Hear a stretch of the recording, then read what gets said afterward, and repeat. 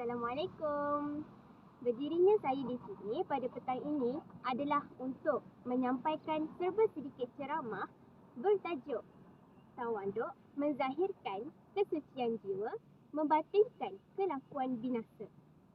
Allah Subhanahu Wa Taala berfirman dalam surah Al-Furqan ayat yang ke-63 yang berbunyi, "Adapun hamba-hamba Tuhan yang Maha Penyayang itu berjalan di muka bumi Allah dengan rasa rendah hati, dan orang-orang yang bodoh menyapa mereka dengan kata-kata yang hina, lalu mereka menjawabnya dengan salam." Secara amnya, apa yang kita faham dengan tawaduk itu sendiri? Tawaduk ini sebenarnya satu keadaan di mana apabila seseorang itu berasa berpuas hati dan berlapang dada dengan apa sahaja sikap dan layanan orang terhadap mereka, walaupun mereka mempunyai kedudukan yang tinggi. Tidak kiralah sama ada disebabkan oleh jawatan yang dia pegang, ilmu yang dia kuasai ataupun harta yang dia miliki. Sifat tawaduk bukan sahaja akan memuliakan seseorang manusia itu bukan sahaja di dunia, bahkan juga di akhirat.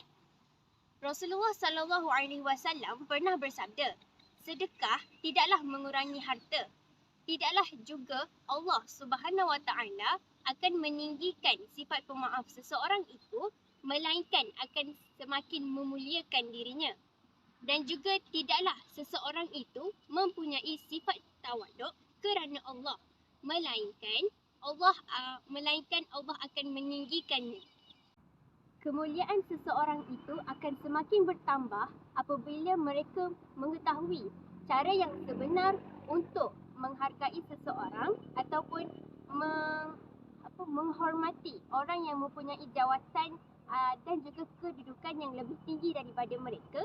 Tidak kiralah seperti para pemimpin, para guru dan juga para ulama, dan juga kita mengetahui bagaimana caranya untuk menghargai dan mencintai sesama insan.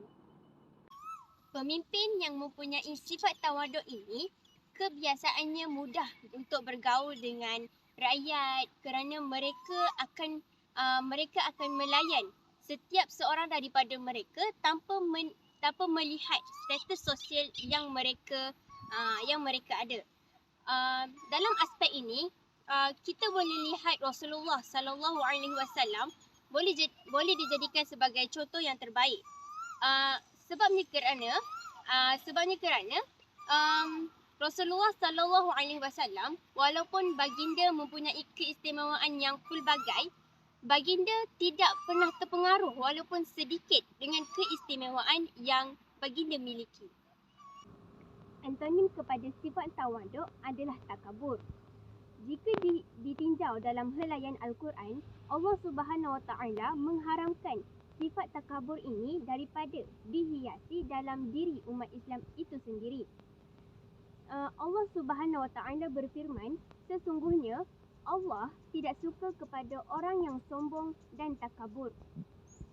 Bukankah iblis dihalau daripada syurga kerana mereka mempunyai sifat takabur ataupun sombong kerana mereka enggan untuk sujud kepada Nabi Adam alaihi salam, kerana mereka merasakan diri mereka ni layak untuk dihormati berbanding dengan Nabi Adam alaihi salam. Apabila sifat keji ini melaluki diri kita, berbagai perasaan mazmumah akan bertapak dalam jiwa kita. Salah satu perasaan yang akan kita rasai adalah perasaan ingin membalas dendam. Kenapa benda ini boleh tercetus? Kerana mereka berasa tidak berpuas hati apabila mereka melihat orang lain memiliki kejayaan yang lebih tinggi daripada mereka.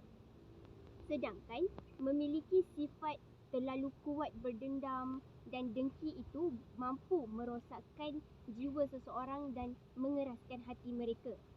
Sebagaimana sabda Rasulullah SAW yang berbunyi, tidak akan masuk syurga seseorang itu walaupun mempunyai sebesar biji zarah perasaan sombong dalam jiwa mereka. Hadis riwayat Muslim. Jadi, kita sebagai umat Islam seyogianya memupuk sifat tawaduk dalam diri kita bukan sahaja kepada manusia, bahkan kepada binatang sekalipun, kerana mereka juga merupakan makhluk Allah. Tanpa kita sedari, sifat takabur ini boleh terkikis sekiranya kita meningkatkan sifat tawaduk dalam diri kita. Ingat, memiliki sifat tawaduk ini bukan bererti kita menghina diri, tetapi kita ingin meningkatkan kualiti kita sebagai hamba Allah. Sekian, itu sahaja daripada saya. Wabillahi taufiq wal hidayah. Assalamualaikum warahmatullahi wabarakatuh.